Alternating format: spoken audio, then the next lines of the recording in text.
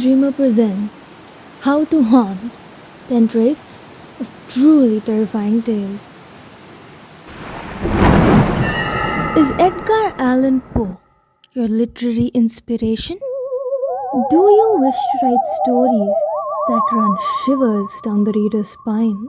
Do you want to describe the darker side of the human nature in the obscured underbelly of our society in a gothic and ensnaring manner?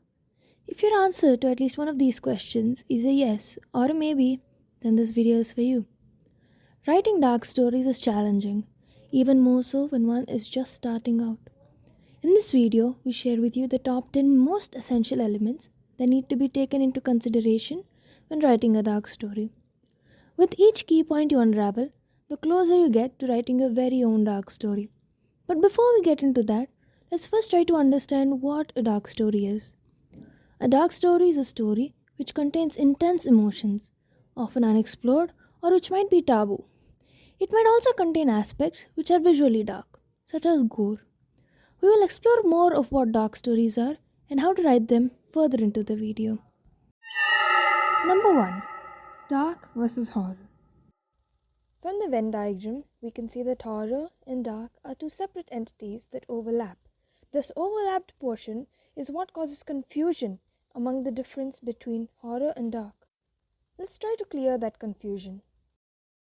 Dark is different from horror as it cannot be called dark on the sole criterion that it contains supernatural and scare elements. For example, horror could be a light-hearted comedy. Something which makes a story dark is that instead of giving a feel-good fantasy vibe, it gives us a look into disturbing and twisted realities or fictions. Dark stories can involve supernatural and fantastical elements, but it is also important to ground the story somewhat in reality. Otherwise, it would most likely be considered fantasy or horror. It's less about fictional monsters, but more about the real monsters that lurk in our minds, something that is underscored by our fears and anxiety. Horror stories mainly instill a sense of fear and dread, often of supernatural elements in the reader's mind. Dark stories, however, encourage us to confront the kind of subjects we don't want to, sometimes taboo and dark. All those fears and unknowns and attempts to quantify them. Number 2. Taboo and dark themes. A story is considered dark if it tackles themes that would make most people uncomfortable, inspire fear and anxiety. Dark is the underbelly of our society. It's the handling of ideas, themes, social issues, and behaviors that would be seen as morally grey or unacceptable. The things we fear most are what make any story dark. Fears and insecurities can take any form. A fear of the outside world, irrational fears that take over, fear of losing loved ones, a lack of hope, death, depression, illness, anything. Add fear to elements of the unknown and you have a potent mix. Number 3. Dark side of the human nature. Human nature intrigues us, and we as writers are always trying to find answers. And the best place to find darkness for any story is within the human psyche. Dark is the side of humanity we almost always fear. What makes dark stories so enticing for us as readers is its ability to explore the human psyche and expose the darker aspects of humanity. Everyone has darkness within. Even the so-called most innocent person will have desires and tipping points.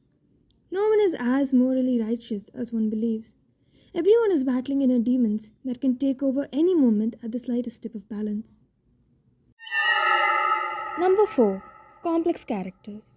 Dark stories often contain extremely flawed characters, morally ambiguous characters, grey characters, and complex characters. Why are villains preferred? Antagonists tend to be more multifaceted because of their personalities, dark secrets, traits, and behaviors. Number 1. Anti-heroes. Number 2. Immoral characters. Number 3. Amoral characters. Number 1. Anti-heroes. They are powerful enough to save the world, but they don't. They don't even try. Not for any noble reasons. They simply don't want to. Or perhaps they have other things they prioritize. They are not necessarily villains, but they are not necessarily heroes either. The in-between, the grey area, the complexity is what makes them compelling to dark stories. Number 2. Immoral characters. They have a sense of what is right and what is wrong, but they choose to do wrong regardless. The conscience feels no guilt or remorse for their immoral actions, or perhaps they are motivated by a greater cause that makes them ignore the morality of their actions in order to seek their goal or purpose. Amoral characters. They lack any sense of morality and are not concerned with right or wrong. These characters do not think about what is right and what is wrong when they commit an act. Or perhaps they are also motivated by a greater cause that makes them ignore the morality of their actions in order to seek their goal or purpose. They are by far the scariest and more dangerous characters you can come across. But beware, while these are incredible and work fantastically, it is important to remember that all kinds of characters can belong and do belong in dark stories. All kinds of characters can be dark. Humans are inherently flawed, and that is preferred. Human beings are not exempt from committing evil acts. Temptation exists. Making your characters as human as possible will make them and the story nuanced and relatable. Number 5. Intense emotions. Dark stories also tend to be intense with emotions because of the subject matter. They contain emotions oftentimes unexplored or underrepresented. There may not always be a happy ending in dark stories either. With fears and anxieties pushed to the forefront, emotions become magnified. They get in the reader's face. Don't be afraid to explore the darkest of emotions. Dark stories are all about unraveling the hidden. One must be encouraged to confront their feelings and thoughts when they read a dark story. Number 6. Undertones. Your story should have a sinister undertone. Then the atmosphere will feel hostile to the protagonist and readers alike. Only so much darkness is believable. Too much, and people will not be able to suspend their beliefs. The potent mix of a dark undertone is made using suspense, show, do not tell, dramatic irony, suspense. For suspense, limit the point of view. Instead of an omnipresent narrator who can see and relay everything that happens, choose a narrator who is still in the dark. The story will unravel before us at the same time as it does with the narrator. This leaves room for mystery. One could also use misdirection. Divert the attention of the readers to something else so that they fail to notice a key point. This is a technique often used by magicians. Using the audience's expectation against them keeps them on their toes. Show, don't tell. You want to describe your scene instead of telling it. This is what helps evoke feelings in the readers. For example, instead of saying, "She was scared of the darkness," you could write something like, "Her body trembled violently as goosebumps erupted across her cool, sweaty skin." The readers will be more affected by the second sentence than the first. Dramatic irony. The mystery becomes not what will happen, but when and how the characters will learn. The anticipation creates curiosity in the reader's mind. Boo!